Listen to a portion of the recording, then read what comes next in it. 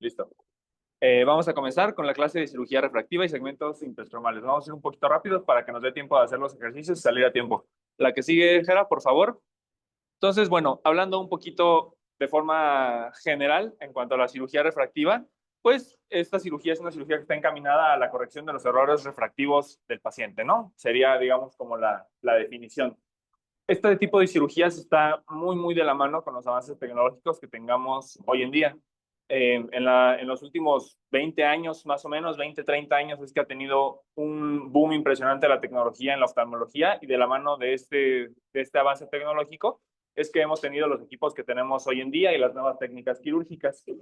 Eh, Se habla en los libros que podemos tener tres tipos de abordajes para la cirugía refractiva. Los abordajes corneales, que serían los con los que estamos un poquito más familiarizados, todas las fotoablaciones con el excimer, etcétera, que vamos a hablar obviamente más a detalle. Abordajes esclerales, que puede ser ahí desde fijación de lentes intraoculares en esclera hasta otras técnicas en las cuales se hacen incisiones, un tipo de láser especial en la esclera con fines refractivos para cambiar ahí la refracción del ojito, e intraoculares, pues igual los lentes ya sea los lentes fáquicos o lentes intraoculares como los conocemos normalmente. En cuanto a un poquito de historia, en 1890 Lance fue el primero en hacer las incisiones corneales de espesor parcial, como son las queratotomías radiadas. Aquí les dejo una gráfica en la cual está el tipo más común bueno, más bien la distribución, los porcentajes de cirugías refractivas, y vemos como la mayoría, un 69%, es queratomileusis. Aquí lo describe la gráfica como su Bowman, pero pues es la que conocemos, la LASIK, ¿no? Por así decirlo. Vemos como la PRK sigue ahí también presente, con un 6% más o menos. Lentes intraoculares fáquicos, un 4%.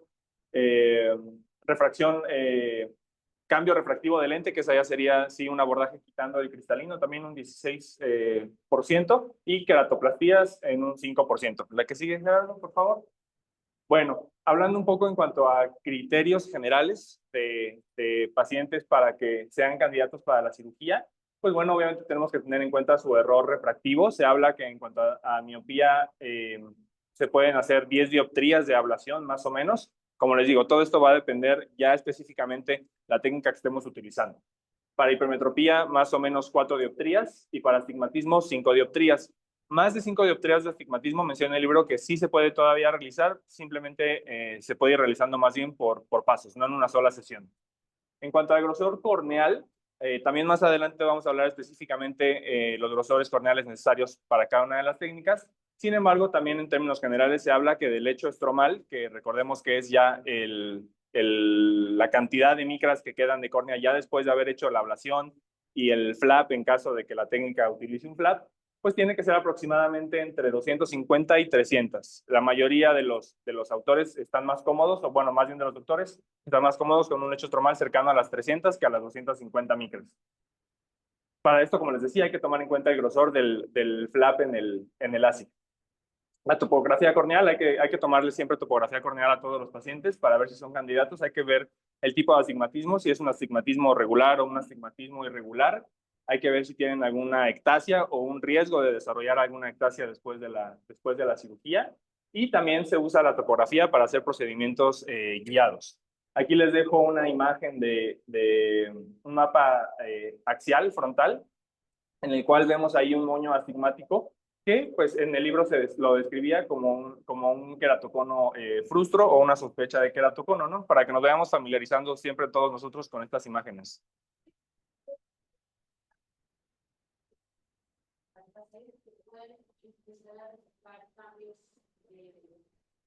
Más sensibles, ¿no? No todos los mapas fotográficos son iguales, pero el mapa que puede dar más operaciones, puede empezar a hacer montar cambios en lo que se verifica, realmente más operaciones. Otra de las cosas que son importantísimas, ¿sí? Hay específicos para cada tipo de cirugía, pero si no piensan en dos últimos. Si no toman en cuenta las queratometrías, modo para ver cómo va a si lo dejas en cero, pues tenemos una probabilidad de 33. No va a haber nada. ¿Okay? Y eso es algo que tenemos que valorar, si no lo dicen todo.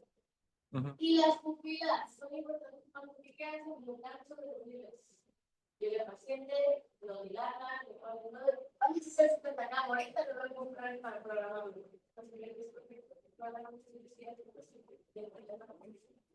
Las pupilas importan muchísimo y el perspectiva más, ¿sí? Para la gente que para todos las aberraciones y las aberraciones visuales de recorte, lo más importante, están y dependen exclusivamente de la actividad. Si no todo es importante, está bien. Sí, gracias, doctora.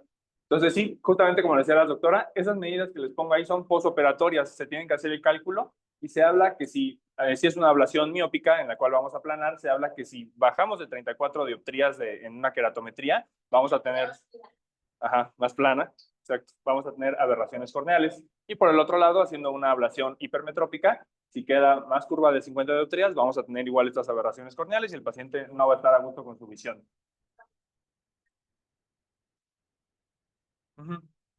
En cuanto a la pupila, pues se habla que unas pupilas de más de 7.5, más de 8 milímetros en condiciones mesópicas, que estos son en una condición de luz media, o sea, recordemos que la escotópica es la que sí es en poca luz, pero la mesópica es la que es en una luz intermedia, también pueden presentar aberraciones y también se habla que la zona de ablación, ya cuando hacemos específicamente el procedimiento, tiene que ser más grande que el diámetro pupilar del paciente, justamente para que cuando la pupila hace algo de midriasis, entonces no haga efectos ópticos el paciente, no tenga molestias de este tipo. La que sigue, Gerardo, por favor. En cuanto a historial médico del paciente, muy importante preguntar, saber si tiene antecedente de virus de herpes simple. ¿Por qué? Porque tenemos que dejar una profilaxis, ¿no? El riesgo de recurrencia con las cirugías refractivas es mayor. Si el paciente ya tuvo un evento pasado de herpes simple, entonces puede volver a presentarlo. Hay que dejarle profilaxis. Queratotomías radiadas también. Importante saber si ya tiene esta clase de procedimientos para saber qué tipo de técnicas. Si queremos hacer tal vez algún otro procedimiento, elegiríamos una técnica como lo es el PRK, ya que con el ASIC, al hacer el flap, tenemos riesgo de causarle más daño a esa córnea que ya está tocada. De las queratotomías radiadas. Sí, no es de fuerza, no es de ley, o sea, se puede, pero se prefiere, bueno, así fue como lo leí. Ok. Ok.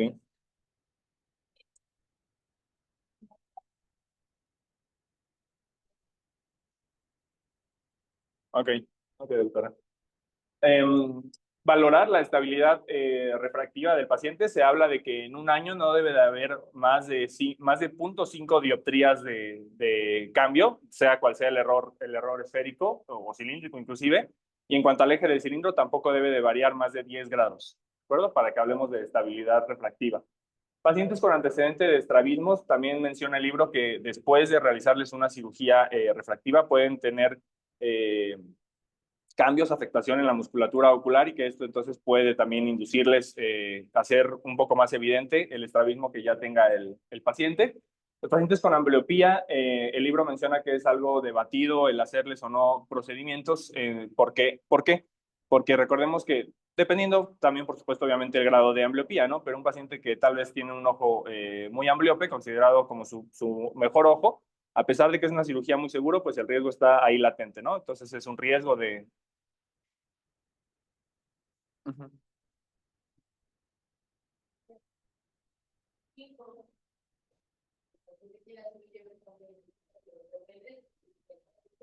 Uh-huh. Uh-huh.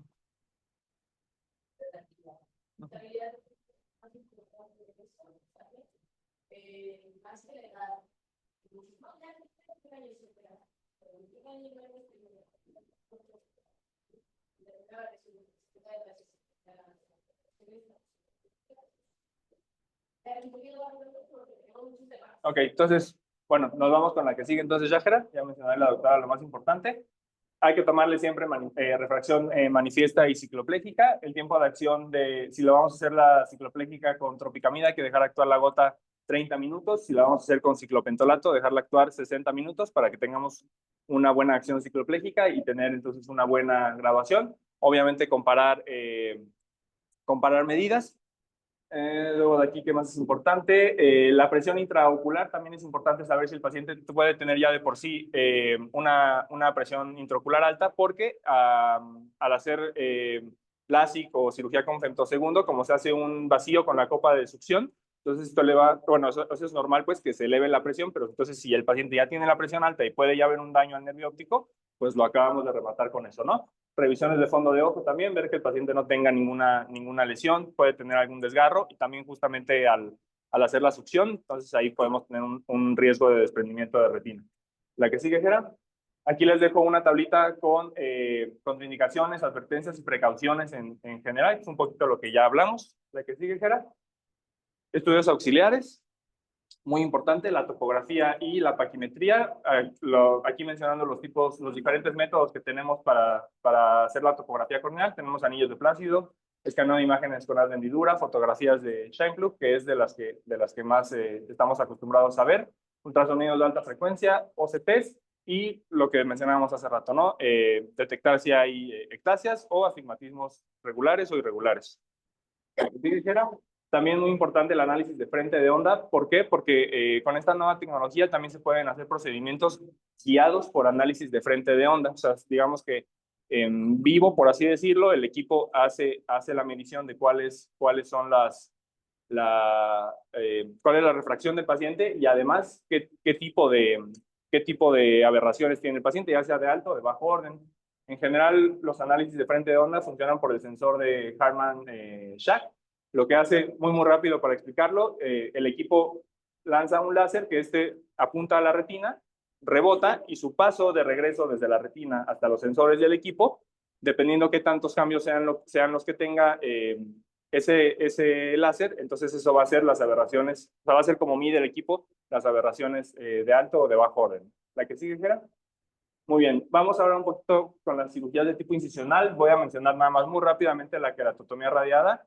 En cuanto a fines refractivos, realmente ya está en desuso, ya no es una cirugía que sea lo más común de indicar para fines refractivos, pero es importante que sí la conozcamos. ¿Por qué? Porque más bien nos van a llegar pacientes que ya la tienen y que les vamos a tener que hacer cálculo de lente intraocular, por ejemplo. No es el fin de la clase, pero sí que lo tengamos en cuenta, ¿no? Forma muy general para que lo entendamos cómo funcionan las queratotomías radiadas, es que redistribuyen el poder de la córnea del centro hacia la periferia y hacen un aplanamiento central.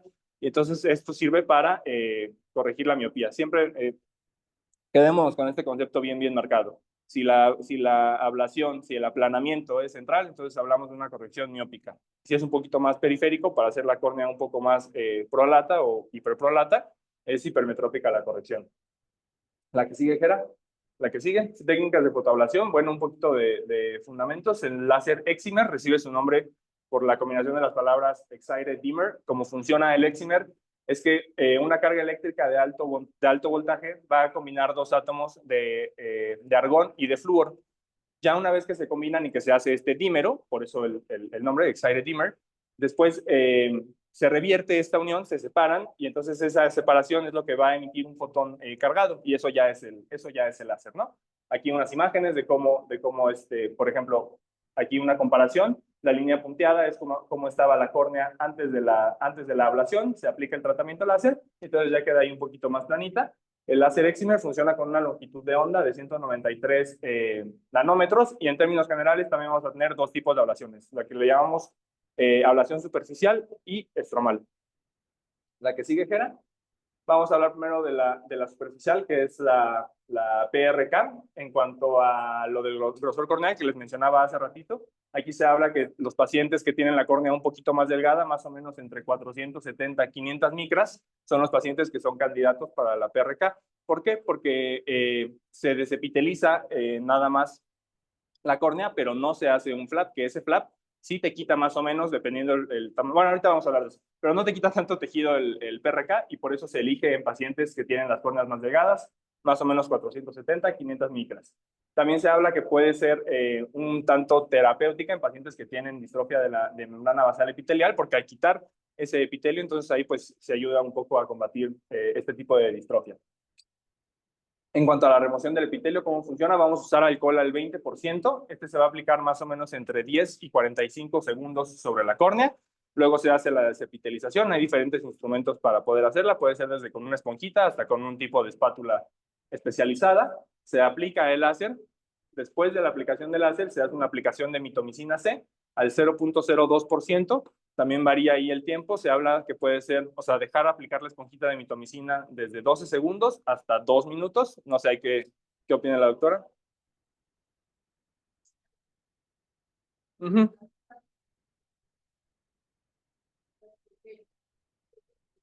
El Haze.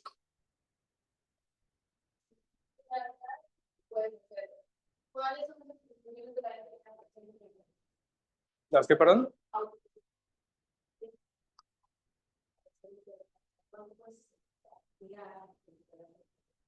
En cuanto a grosor, pues yo encontré esto que de 470 a 500 micras.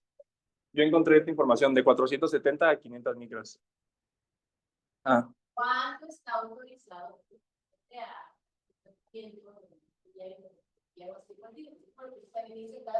Ah, perdón, dioptrías. No, la verdad no tengo el dato exacto de PRK. Se pone para Ujú.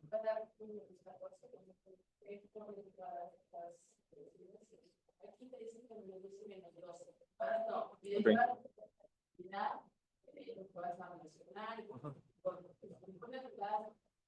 PRK es sinónimo de agua nacional PRK cuando se usa con formas delgadas, precisamente, pero esa única regularidad del nivel de bueno, quiero debilitar el uniforme, ahí, no para pacientes ¿ok? Otra cosa, que la reposición de que la pueden hacer como quieran, hay técnicas, a mí, la gusta hacerlo con alcohol, ¿ok? Si lo haces con cuidado, si tienes que ser con lados, se mueven, que se puede ir pero es menos traumática, que quedan muy nada, pero depende de cada cirujano, no hay tan buena o tan mala. La medicinal yo soy bien conservadora en cuanto a estudios no relacionan tanto los contamos de medicina. Sí hay que tener que partir de las centros de cuidado de la médica, que le dicen que pago y investigación de que y el segundo son más recientes. Y esos son más recientes. O sea, es usado una partida con nosotros. Hay mi bibliografía, igual es explicante, y esto no lo puedo. ¿Cómo se llama? Aún no recuerdo el nombre, pero hay una medicina que se me llama decir. Se ponen 1000 segundos mencionantes, pues son 3 segundos. Ok, pero es que hay miles de cuando digo, no hay una mejor café. Escribieron mucho de esto se hace por experiencia y práctica. Yo soy más de 5, yo apenas no vamos 15 minutos, pero nunca dejo más de 10 minutos. O sea, depende de cada quien. Yo sé que 60, 70 de micras, que lo vas a calcular,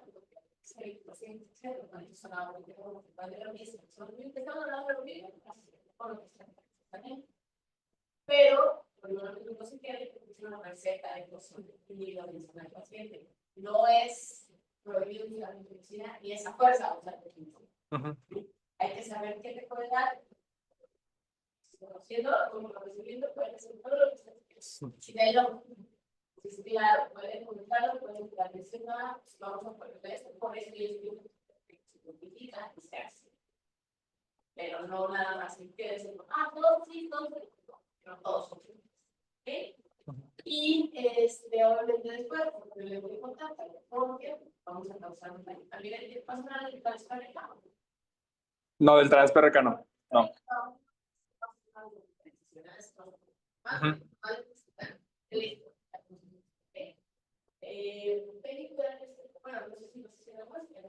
De aquí del PRK, no, realmente nada más, bueno, hay un video en el que se ve la técnica, pero ya no iba a agregar más de... Ah, bueno.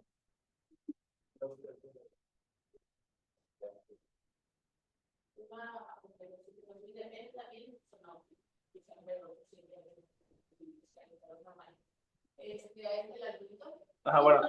Sí.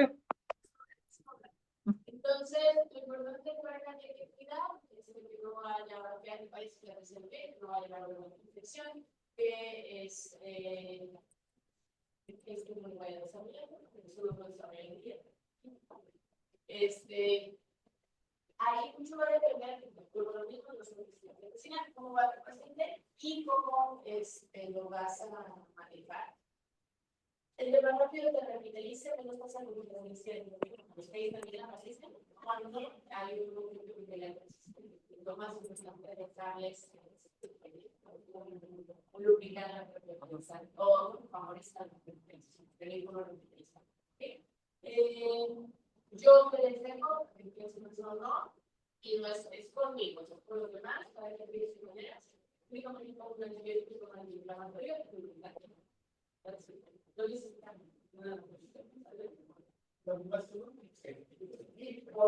a ver, pero es una traes todo, porque no va a hablar. No.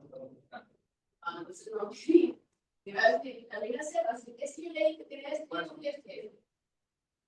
lo que sí he visto es que. No lo he visto, leí. Tetracinas. De alimentar las metalproteasas. Las metalproteasas. Puedes tener menos riesgos de encontrar unos gays y aparte aumentas la y aparte la accesibilidad, muchos serían antibióticos, algunos efectos antiinflamatorios, pero son pacientes sanos, son pacientes jóvenes. En teoría, aunque si lo vas a operar, en teoría, en 3 días no. Si no es así, no sería mejor cambiar con bueno, también, vean, si no lo necesitas, ¿para qué si lo vas a hacer? Sí. Muy rápido. Si va a gastar 35,000 pesos, para que lo vas a hacer gastar 50,000 pesos. Sí. Y a mí ya me puedo decir que no lo sí, te puede ayudar. Todos los coadyuvantes cuando ya tienes una reacción, cuando ya está algo está respondiendo, porque tienes que hacer algo diferente. En teoría, son sanos y todo, ¿por qué no te vas a hacer algo diferente? Y más si tú hiciste una implementación controlada, lógicamente lo que estás manejando, en teoría, no tiene que conocer. Sí, ya me estás usando, dame todo lo que quieres, ¿sí? A lo que voy a decir, no se quede muy bien que la 25 copas, porque va a ser muy necesario. Crean, pues si quieres traer, vale, ya lo uso, ¿sí? Pero además, no es seguro. ¿Qué es lo que tienes que dejar a la fuerza con un antibiótico? Sí. No. Lo demás, si me pueden ayudar, bueno, está mal.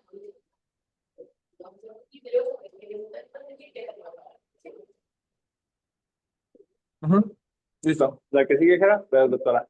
Las complicaciones, eso hizo unas presentaciones aparte, no es que ya haya terminado PRK.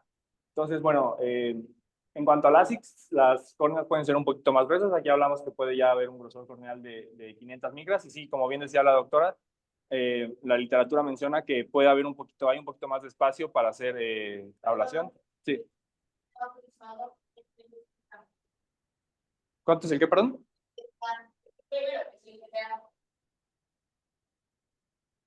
Es el... Sí, es el...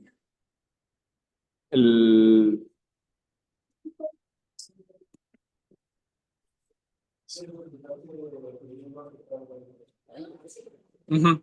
Es un problema de mayor relación química del desarrollo de casa secundaria o postquirúrgica. Sí. ¿Cómo está la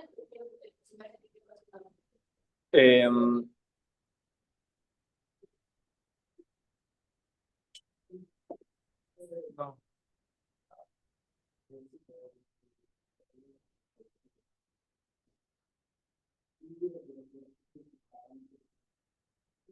Se va a obtener con cada paciente.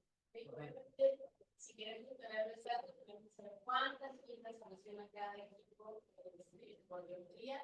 Más o menos va a depender de la zona óptica y la fórmula, pues la zona óptica cuadrada y por el estudio que se está haciendo, más o menos, en una zona óptica estándar, con 6.5 milímetros, son como 16 días por miligramos. Depende de la carta de más. Pero para que vean como un general los términos de talla, más o menos, 16 como lo sacas el equivalente esférico, por ese 15-16 miligramos. Desde ahí ya sabes, algo más de 100, aguas, 125, 40, ¿no? Ahí es que vas a ablacionar.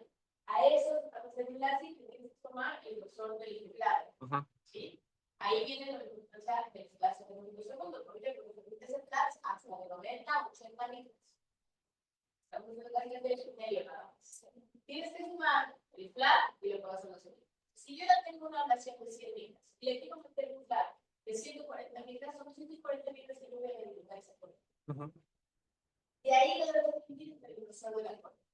Si el grosor de la forma es 140, no te va. Le dije 100 de hidratación a 120, 140 del plan. Entre 500 que 540, pongamos, una rapidez. Le da un 44% de la nación. Es una forma de batería, ¿lo hacen? No. Bueno, no sabía que quieren estudiar, ¿cómo lo hacen? Ese es el beneficio que yo les pido cuando reciben a un paciente para su tierra práctica. Y para eso está la unidad. Si no me llenan esa unidad, no superamos un paciente. Y aparte, el diario de estudiado, la reacción debe ser con retinoscopía, tanto subjetiva como subjetiva. Está bien, como ustedes, para ayudar a venir toda tu vida con la pero está bien, no pasa nada. ¿Sí? Pero si no tienen todos esos valores que tienen pensados, no están haciendo una posición de cirugía. En el PRK, ¿cuánto es el PRK? No, la verdad no tengo el dato. 30. 30. Entonces, menos. Tenemos un poco. Ya debería alguien eso debe contestar antes. No, es que le digo, yo le pregunto lo que ¿Cuál es el plan? Si no tengo plan, El epitelio, o sea, la desepitelización. lo vas a relacionar a 50 milímetros de epitelio y lo divides. Y es menos que el ácido, porque tienes una córnea más delgada. Sí. Eso te lo va a también en literatura, te va a marcar en otros trenes, te va a decir menos que el ácido. Y eso quién lo va a determinar, quién va a decidir si le hace o no le hace, porque a fin de cuentas quien termina espaciando un paciente, eso no, quien termina quitando un peso son ustedes. Y van a saber si se animan a operar o no operar. Porque no todo es verde o rojo. Hay muchas cosas que dicen, híjole, sí, no, y pero también lo que puede pasar. ¿Ok? El tejido relacionado es súper importante. No es el único parámetro. Para lo único, pues tenemos que ver ese parámetro, tenemos que ver los mapas, hay más de 3 mapas normales, ni los vamos, ¿sí? Obviamente están las funciones de seguridad de Randall, todo eso existe. ¿Para eso tienes seguridad de Randall? No.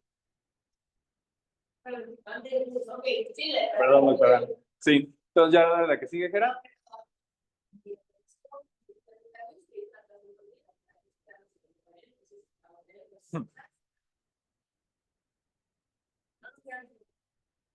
Bueno, gracias, doctora. Este es un video del femtolasic.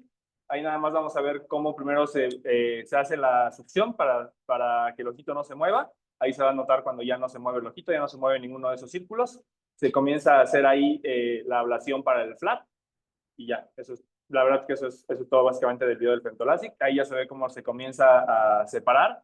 La literatura, el libro mencionaba que no se debe de ir separando, no se debe separar más de un tercio, digamos, por vez, ¿no? O sea, no separar tanto, ir poco a poquito separándolo. se quita y ahí ya vemos cómo ya queda entonces libre del estroma.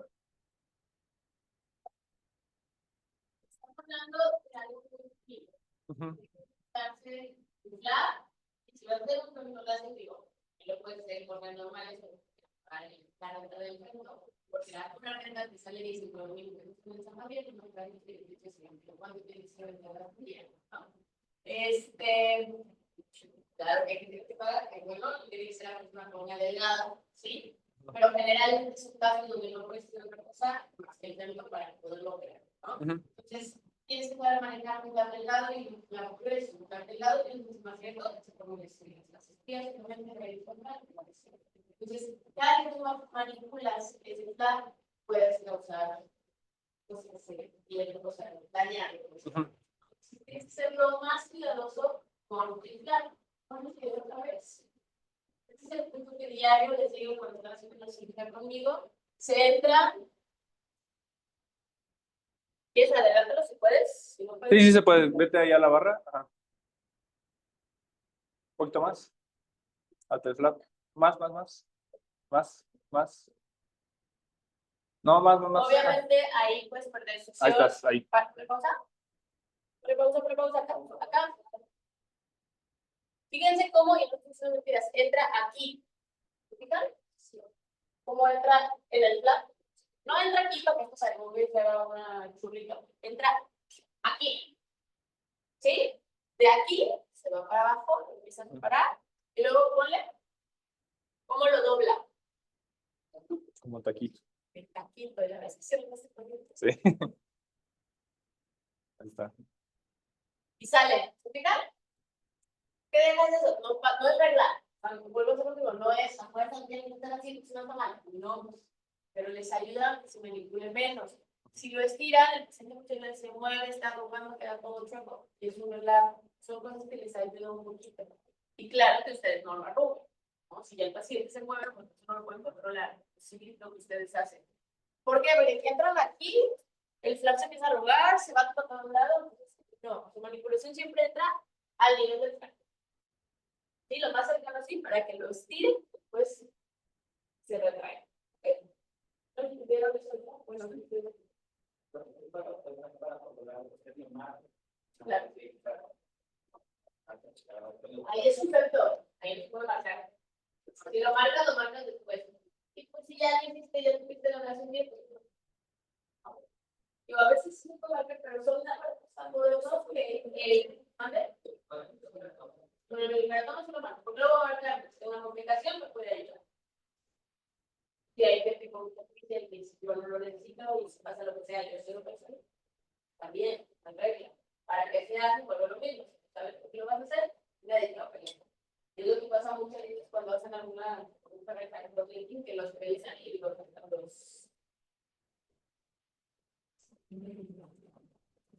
enfermería u otras cosas. Porque no saben los casos y se dejan. Ustedes defienden lo que están haciendo.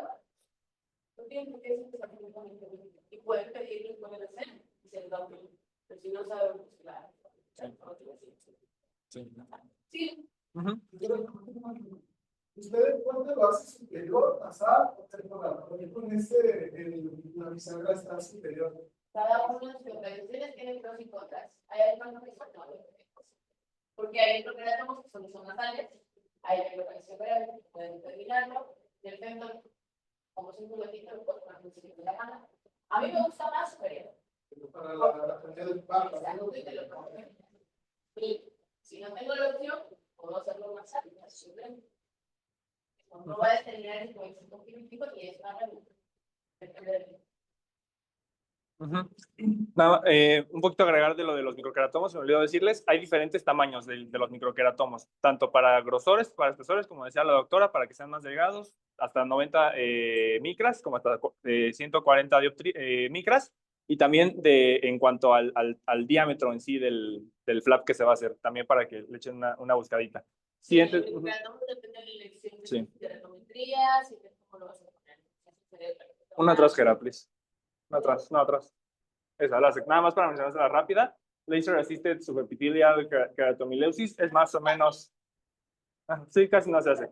Y la verdad es que eso es lo que yo les digo con la localización del PRK, deberían de hacerlo como si fuera un láser.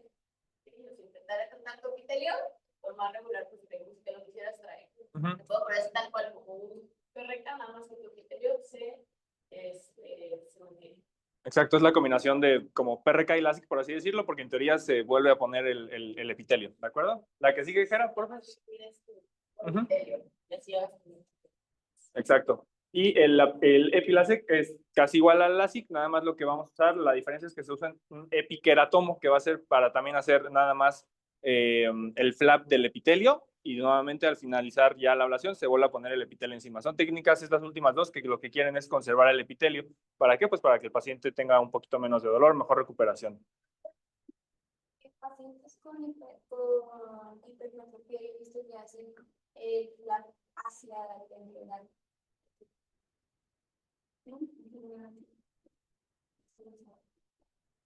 Depende de tu aparato y tu la localización del flap, tú la determinas en tu aparato. Y vuelvo a lo mismo, hay hipermetrofia que solo se puede realizar manejo temporal, superior. Hay otros que son libres, ¿no? Como tú pongas tu anillo de succión, puedes colocar en el inventario. Sí. En cuanto a eso, tengo entendido que la esfera no hay tanta diferencia. En cuanto al cilindro, donde tal vez ahí podría haber un poquito más de cambio. Por eso en el femtolásic puedes ahí jugar con cómo haces tu bisagra para justamente ayudar al cilindro, ¿no? La que sigue, Jera. Sí, sí, sí, sí. Sí, exactamente. Bueno, hablar un poquito rápidamente de la extracción del lentículo con femtosegundos, una de las técnicas más nuevas, más o menos en 2007 fue que empezó esta técnica. La más nueva, esto es un nombre comercial, eso sí, hacer la aclaración, Smile. Smile es específicamente con el equipo Visumax de Zeiss, pero no es que esa sea la... Ok, pero fíjense bien, algo bien interesante, los requisitos, lo que maneja la FDA de autorización. ¿Sí? ¿Qué es esto? No es para astigmatismos elevados. ¿Sí? El nuevo Visumax, yo no hago un comercial de ninguno de esos, ¿no? El nuevo Visumax, según ellos, trae mejores resultados con astigmatismos altos. Según ellos, pero el inicial no es para astigmatismos muy altos. Desde ahí nos vamos a elegir la técnica quirúrgica, ¿sí? Porque luego viene, ¿y cuándo es Smile? ¿Y cuándo femtolásic? ¿Y cuándo esto? Pues depende de su paciente, ¿ok? Si tienen un astigmatismo muy alto, yo prefiero hacerles un femtolásic que hacerles un Smile. ¿Cuándo elegirías un Smile? Un paciente miope de entrada, no aplica para hipermétropes. Perfectísimo, pero más como paciente. ¿Cuál se les ocurre que es la ventaja de una extracción del lentículo? Pacientes que no están, o sea, son pacientes que pueden...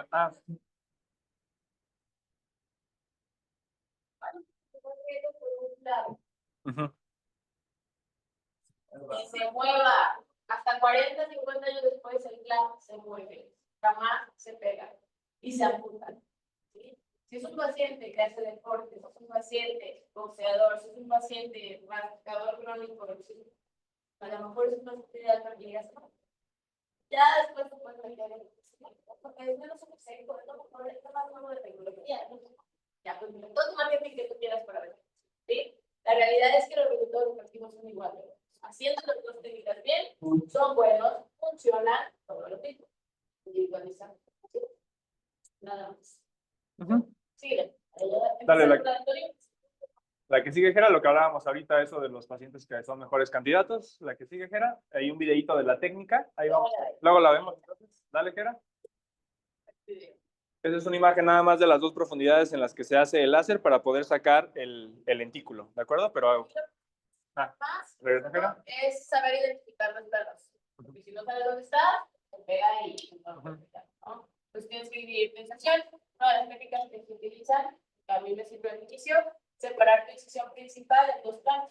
Entras primero localizando de arriba, luego localizando de abajo sin abrir todo. Ya que tienes las dos partes localizadas, ya entras con el disector completo a hacer la disección. Es lo más importante disecarlo. Si no lo haces bien, luego lo quieres jalar y puedes dejar un tejido y eso. ¿No? Si tiene una curva un poquito más alta, pero muy bonito. Vean la que sigue, Jera.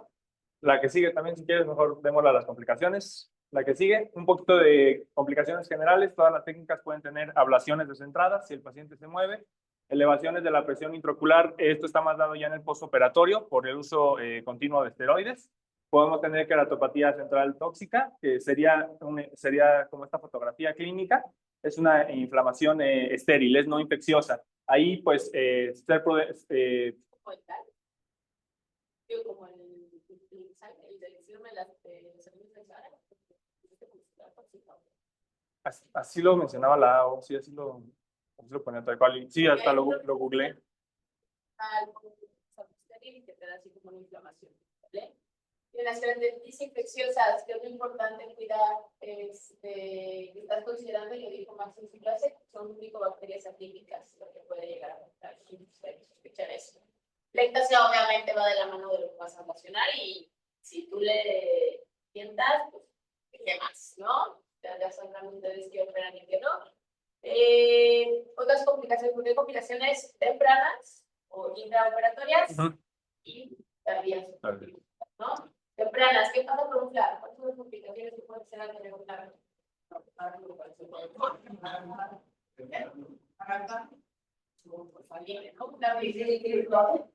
Irregular, ¿qué más?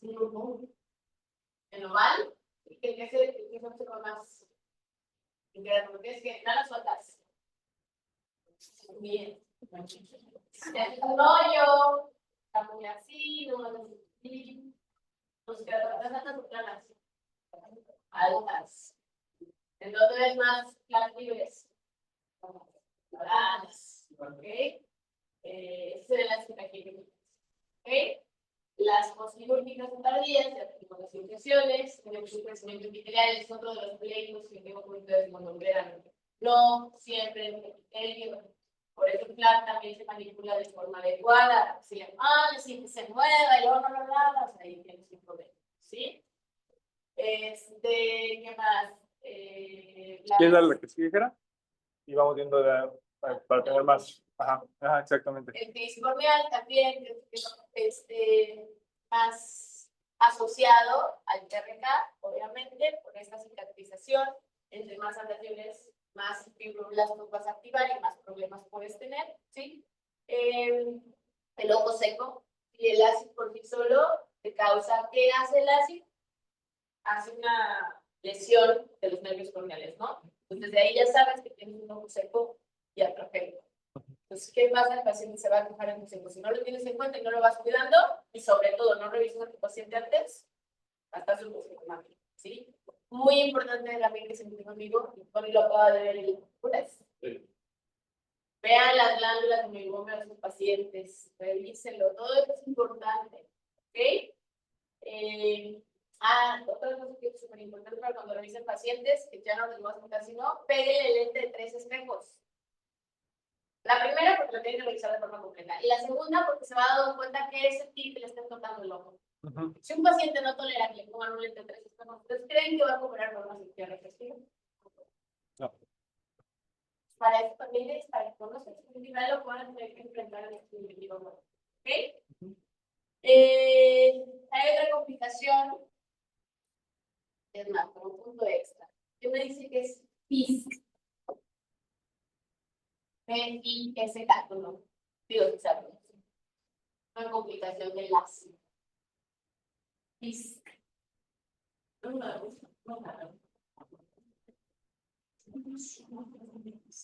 Bien, listo. A ver, explícame qué es. ¿No? Es una queratitis inducida por presión. ¿Sí? ¿Qué pasa? Al tú hacer un FLAP, cambias la resistencia de la córnea, la posición corneal, el paciente tiene una hipertensión, generalmente en pacientes hiperreactores de esteroides. ¿Por qué les digo esto? Porque ¿qué hacen ustedes? Tienen un paciente postoperado de cirugía refractiva, le ven la comparación face, ¿y qué le van a hacer? Esteroide. Échele, pero ya tienes el dexametasona cada 4, pues póngale sometón cada 2, ¿cierto o no? Sí. Y los envío a los 2 días y vamos a... Y le haces una autorrefracción porque se te movió, te acordaste y tiene un ustedes. Y una ablación biópica, Es un piso. ¿Ok? ¿Cuál creen que es el tratamiento? Ya le dije cuál es la fisiopatología. ¿Ah? Así como, si no sabían, ya sé que no van a saber, más bien que se ocurre. ¿Qué? ¿Y qué va a suceder? Esteroide. Actualmente no puedo esteroides. Es la más famosa. Ah, ya, las ustedes están haciendo muchísimas quejas, están haciendo largas y largas en las guardias, perdón, me llegan quejas así, entonces, en las guardias, los pacientes que están con esteroides o esteroides, que llegó uno perforado. Sí, ya me dijo José. Entonces, eso también existe, vean complicaciones de cirugía refractiva, ¿sale? Y sobre todo los que están usados con una técnica quirúrgica, y ya, ¿no? No, todavía hay más. Tengo complicaciones de LASIK, PRP, pero sí, el button hole. Sí. Las de Sahara, Nada más. depende de cómo esté. Y puedes dar tratamiento, pues ver cómo se involucra ya el centro de la visión, lo más a veces es mejor que entras, lavas y volverse con pues. Que hay una inflamación externa, ¿sí? Estás hablando de la infección. Pero depende. Cuando son características infecciosas súper tremendas, pues a veces tienes que apuntar el área, o sea, depende de cómo vayas. Aquí rápidamente, nada más en cuanto al láser de femtosegundo, una de las complicaciones es que se haga esa capa de burbujas, que es dióxido de carbono combinado con agua. Esto va a estorbar para que se haga la ablación y cuando hay escape de gas epitelial, eso puede comprometer el flap y bueno, ya lo que dijimos, ¿no? Se nos complica mucho la cirugía si estamos comprometiendo el flap. Y las separaciones más difíciles, que está más trabajo, puede estar más, no se hace esa separación a nivel celular, ¿no? Porque casi el segundo está mucha resistencia. La que sigue, Jera. Del SMILE, aquí nada más mencionaba que básicamente las complicaciones son justamente en la curva de aprendizaje, que sí tiene su chiste de aprender un poquito más, sacar el lentículo. Puede haber un poquito de haze, resequedad, infiltrados. La que sigue, Jera, por favor. La que sigue. Lo que decíamos del tratamiento que decía la doctora, en general nada más repitelizantes, un lubricante y antibiótico. Pero bueno, sí nos podemos ayudar de estas demás familias de medicamentos. Aquí ya creo que esta silla es la última, después un poquito nada más de la topografía postoperatoria. Hay que pedirla para ver los resultados que tuvimos en la cirugía.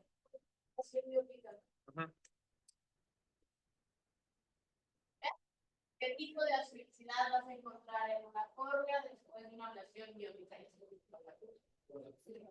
Blanda, ¿no? Que es blanda, que está plana en el centro.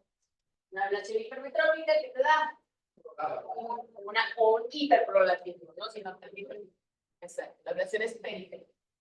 Sí.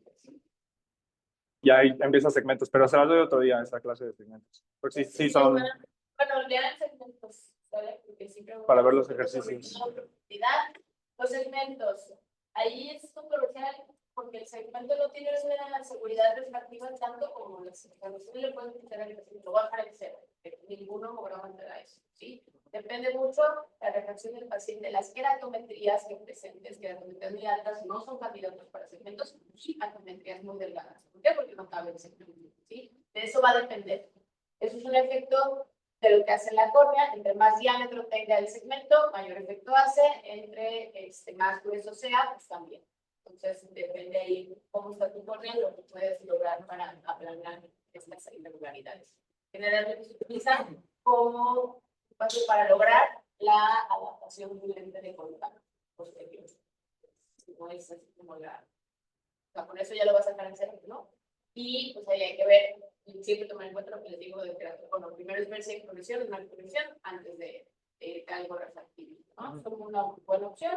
Los pacientes les quieren poner, si está bien indicado, se pueden hacer. Entonces hay que tenerlos cuidado. Si se instruyen, ya no sé si estas nuevas generaciones no, porque no han crecido los pacientes de las nuevas generaciones. Pero si les soy bien honesta, yo he evitado más de los que me cuestan. Y aquí igual, y en Guadalajara, entonces, sí, depende mucho. ¿Usted tiene alguna experiencia con la técnica Live? No, de colágeno. O sea, sí, no me ha llegado, no he tenido personal. sí, Y ese dice que tiene menos índice de sí. Pero no, de yo haber hecho uno. ¿Y con CARES? ¿Vale? No, de yo, ¿verdad? Tiene muy buenas reviews, es algo nuevo, relativamente destacable, pero pues sigue. Pero sí, los segmentos pasados se excluían mucho. O sea, sí llegan pacientes ya casi con sus 5 o 10 años consecutivos y llegan con digo, eso va a depender también a qué profundidad los pones. Antes también creo que era técnica manual, ahorita ya con el efecto pues te hace todo un dedito bien bonito y demás. Puede ser, por eso que también tengan más instrucciones. Esperemos unos años a lo mejor ya no se nos instruyen tanto, pero sí es una de las complicaciones más comunes. ¿Listo? Vale, ¿no? Listo. Bueno, gracias chicos. Gracias, doctora.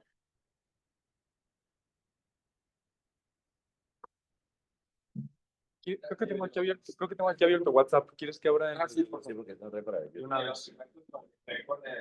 Con el doctor Rudy van a poner un buen, o sea, no van a ver un buen, entonces, y los va a poner a calcularlos, les va a explicar y todo, para que vean pues los resultados. Sí, ya ha tocado varios casos igual, pero Bueno, sí lo sé. pero para que vean los No importa la resultados realmente. Pero ahí sí, bueno, Sí, sí. ¿Mande?